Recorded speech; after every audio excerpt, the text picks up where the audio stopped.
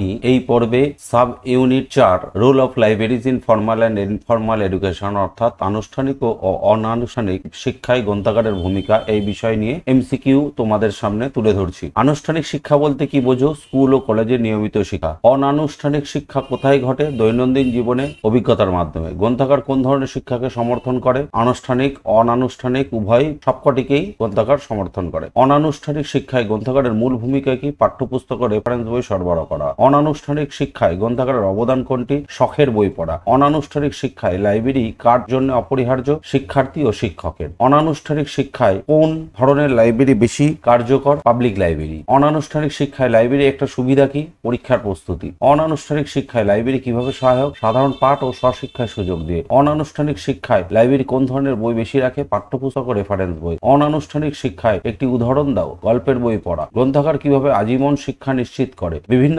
বিষয়ের তথ্য সরবরাহ করে। অনানুষ্ঠানিক শিক্ষায় গ্রন্থাগারের একটি প্রধান কাজ কি? পাঠ পরিকল্পনা সহায়তা করা। অনানুষ্ঠানিক শিক্ষায় গ্রন্থাগারের কোন উপকরণটি বেশি ব্যবহৃত হয়? ম্যাগাজিন। অনানুষ্ঠানিক শিক্ষায় গ্রন্থাগারের ব্যবহার কাদের জন্য বাধ্যতামূলক? শিক্ষার্থী। অনানুষ্ঠানিক শিক্ষায় লাইব্রেরি কিভাবে সংস্কৃতিকে রক্ষা করে? সাহিত্য, ইতিহাস, লোক সংস্কৃতির বই সংরক্ষণ করে। অনানুষ্ঠানিক শিক্ষায় গ্রন্থাগার শিক্ষককে কিভাবে সাহায্য করে? পাঠ্যপুস্তকের সহায়তা। অনানুষ্ঠানিক শিক্ষার জন্য কোন ধরনের সেবা গুরুত্বপূর্ণ? বই ধার দেওয়ার। আনুষ্ঠানিক শিক্ষায় গ্রন্থাগারের কাজ কোনটি নয়? খেলাধুলা পরিচালনা করা। অনানুষ্ঠানিক শিক্ষায় লাইব্রেরি একটি প্রভাব কি? স্বশিক্ষার প্রসার। আনুষ্ঠানিক শিক্ষায় গ্রন্থাগারের সময়সূচি কেমন হয়? ক্লাসের সময়ের সঙ্গে সামঞ্জস্যপূর্ণ হয়। অনানুষ্ঠানিক শিক্ষায় লাইব্রেরি কিভাবে সমাজ উন্নয়ন করে? সাধারণ মানুষের জন্য উন্মুক্ত জ্ঞান ভান্ডার সরবরাহ করে। অনানুষ্ঠানিক শিক্ষায় লাইব্রেরি কোন ধরনের তথ্য সরবরাহ করে? একাডেমিক তথ্য। অনানুষ্ঠানিক শিক্ষায় লাইব্রেরি উপকরণ কোনটি নয়? পরীক্ষার সিলেবাস।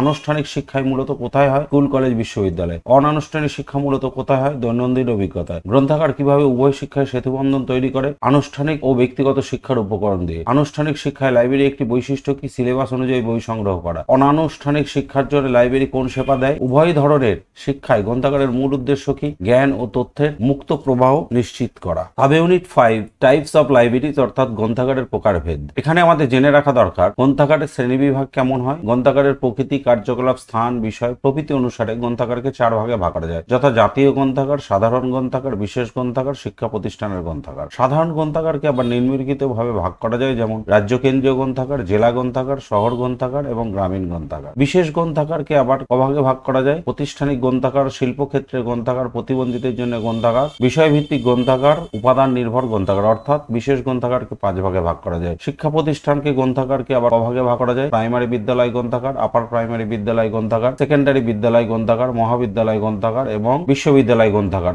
এখন সাব ইউনিট 5 এর যে নির্বাচিত এমসিকিউ আমরা উল্লেখ করব সেগুলি হলো ন্যাশনাল লাইব্রেরি বা জাতীয় গ্রন্থাগার সম্পর্কে।